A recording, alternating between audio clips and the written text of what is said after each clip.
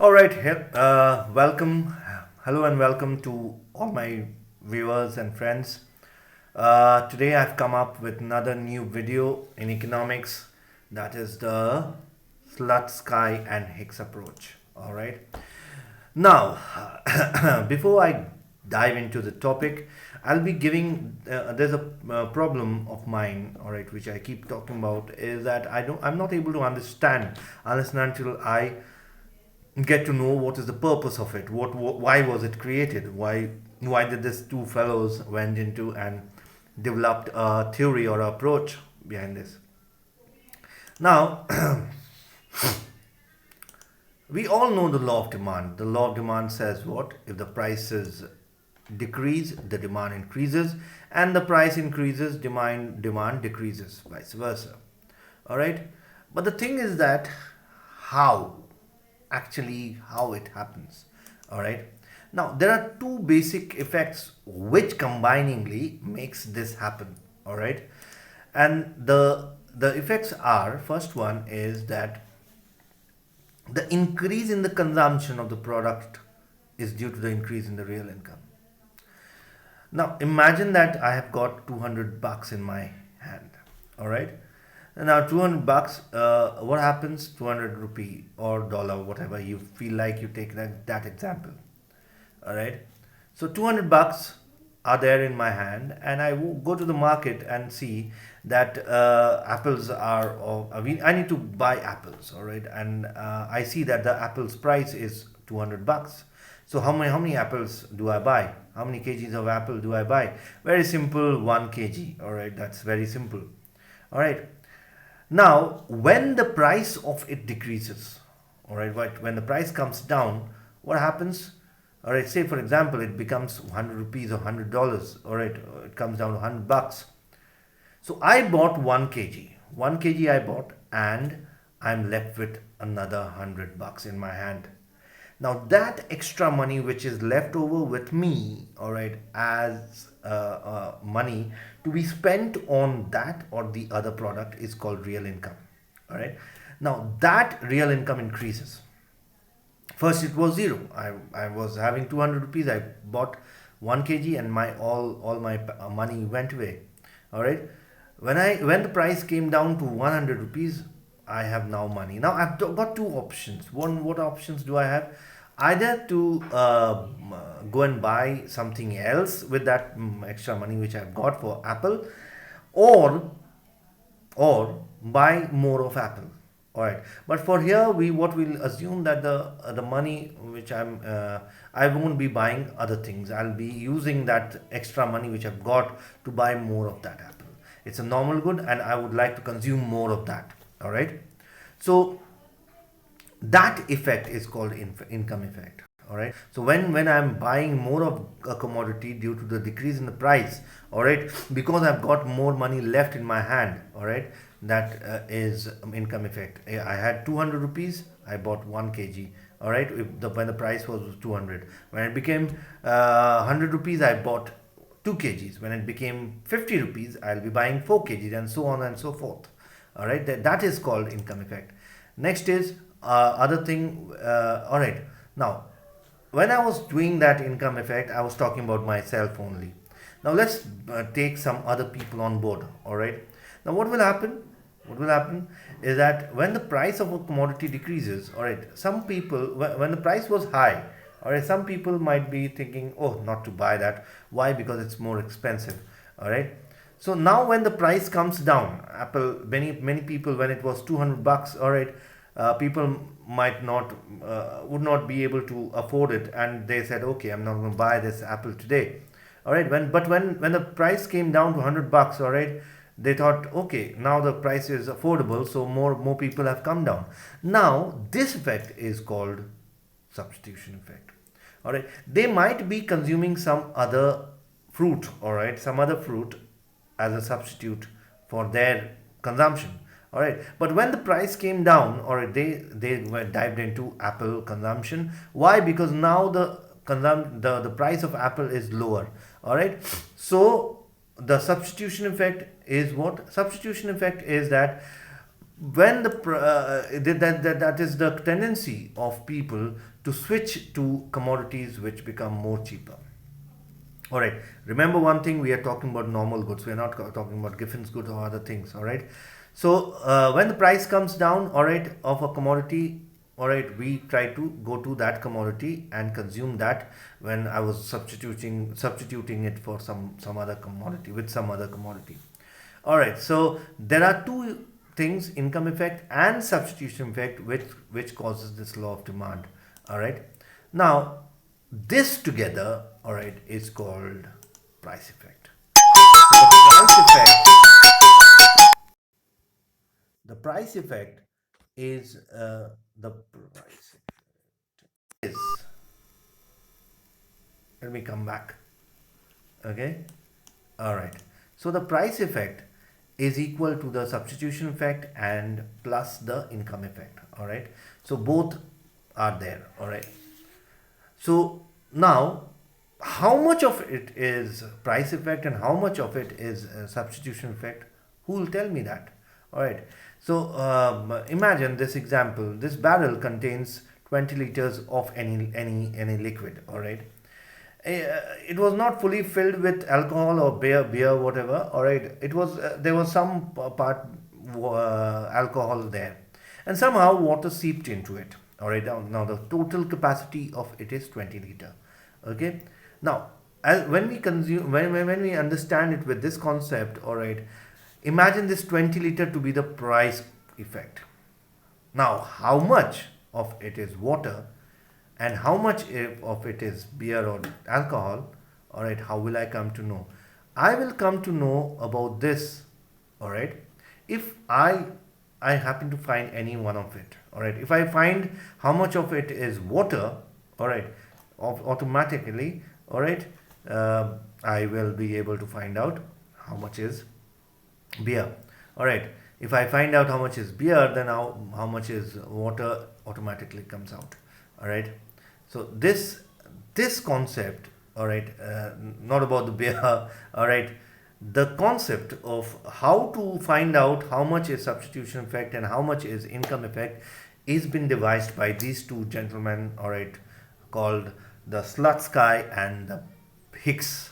All right, so let's do, all right, so Slutsky approach and Hicks approach. Now I've given this thing in bracket, all right, same point and same IC, that is indifference curve. Remember this, Slutsky same point, Hicks same indifference curve. All right, now I'll come to this thing, these two things later on. All right, so just remember Slutsky same point. All right, now here is Slutsky approach. All right, this is the graph, y-axis, x-axis, product A in the y-axis and product B in the x-axis. All right, now let me make myself a little smaller so that everything is visible. All right, now this is the budget line AB. All right, this is the budget line AB. All right, and this is the indifference curve IC1. All right, and when it becomes tangent to the budget line AB, this is the with the consumer in the last the previous video I've shown how consumer equilibrium we get. So the consumer equilibrium is at point, this point, this is the E1. All right, it'll come later, don't worry. All right, E1.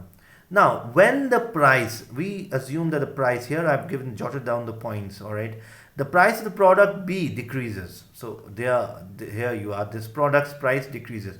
When the price of the product decreases, I have with more real income. I have more, I can buy more products with that same money. All right, so my budget line, all right, my budget line increases and it shifts from point AB. The line is now which was AB, now it becomes AC.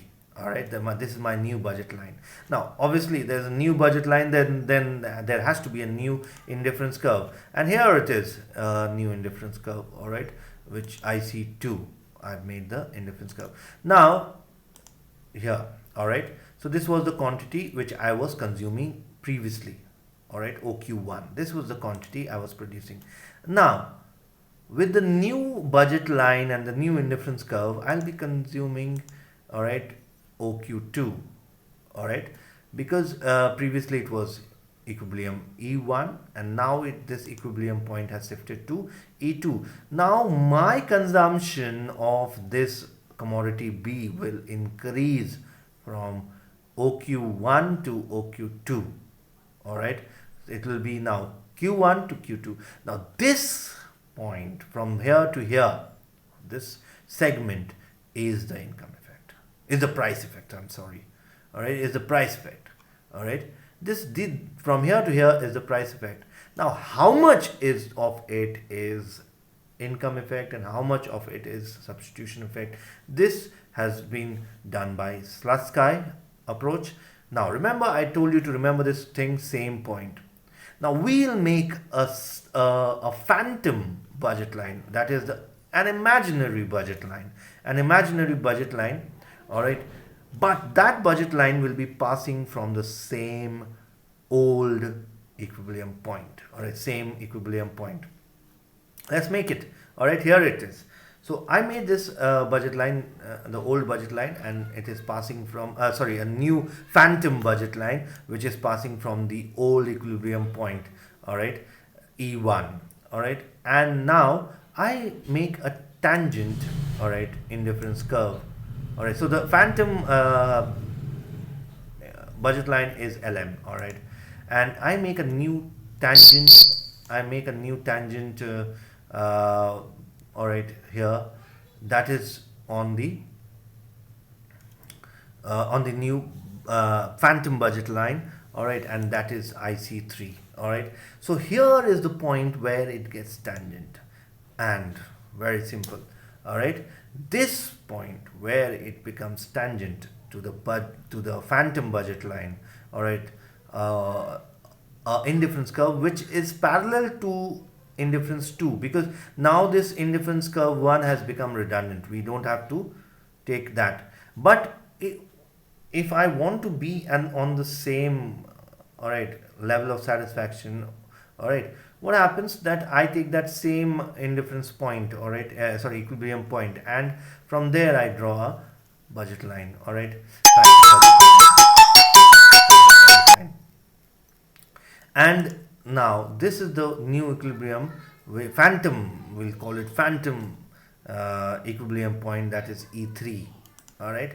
And here we get, all right, so from point OQ1 to OQ3 is the substitution effect, and the rest is the income effect. Here we are. So this is the substitution effect, and the rest from Q3 to Q2 is the income effect, all right. And combiningly these two are the price effect. Very simple, all right. I hope you understood this topic, all right. Next is the Hicks approach. Now Hicks approach, what did I tell you to remember? The same indifference curve, all right. Now same indifference curve, it's pardon all those things, all right, because I'm doing with my mobile, all right. So same indifference curve, all right. Now let's begin Hicks approach. Now basic things, y-axis, x-axis, let me make myself here, and let me make myself a little smaller because I'll be needing a little more space. So all right, so x-axis, y-axis, and the budget line AB, all right, and this is the indifference curve and indifference, all right, and the equilibrium point IC1, all right. Again we'll start, all right, in the same manner. Let's assume that the price of B decreases, price of product B decreases, this product price decreases. Obviously what will happen then? There will be a new budget line which will be possible, all right. So we make a new budget line AC, all right, and when the new budget line is made, we need to make a new indifference curve, all right. So we make a new indifference curve, all right. Now new indifference curve. Now remember, up till here we have come to that common factor between Hicks and Slutsky approach. From here, now the point to remember, what did I say? Same indifference curve. Now we'll go back to that same indifference curve and we'll make a phantom budget line. All right, we'll make a phantom budget line. All right, before I go to there, all right, so how much is the income price effect? Price effect is from Q1 to Q2. All right, this total from here to here. All right, price Q1 to Q2 is the price effect. All right, now how much is the substitution and the income effect? All right, that will be explained by Mr. Hicks. All right, so we'll take this point. All right, same indifference. So same indifference curve means the old indifference curve. We'll see. All right, now let's make a phantom budget line. All right, which is tangent to the same indifference curve, the old indifference curve, that is here. All right, here it is tangent. All right, so this point it is tangent, so we'll make the same indifference curve at the tangent point. Now, all right, now this is the point up till where we get the E3, that is the equilibrium point 3. All right, this is the point up till where the substitution applies. All right, so the substitution effect is up till here, and you will get it very simple. Why? Because see, if you are on the same, all the options in a indifference curve is a substitution effect. All right, what is a indifference curve? Indifference curve is a various combination of two commodities. All right, the various combination of two, like for example, I'm talking about apple and mangoes, and say 10 kgs total, then 5 5 4 5 4 6 6 4 and 7 3. All right, combination. So total is 10. All right, let's assume that. All right, so this is what is it's substitution effect. So when we go and get a point on that same indifference curve, all right, tangent to the same indifference curve, it's substitution, and till this point Q1 to Q3 is the substitution effect, and the rest is the income effect. Very simple. All right, so here, from here to here is the substitution effect, from here to here is the income effect, and from here to here, from Q1 to Q3 is the price effect. I hope you understood. All right, it has been made very simple. Thank you so very much, and please hit the like button and the subscribe button. All right, if it has helped you. All right, thank you so very much, and I'll be coming back with more of the other topics. All right, let's hope. I'll be trying to come every day. All right, so thank you very much and have a good time.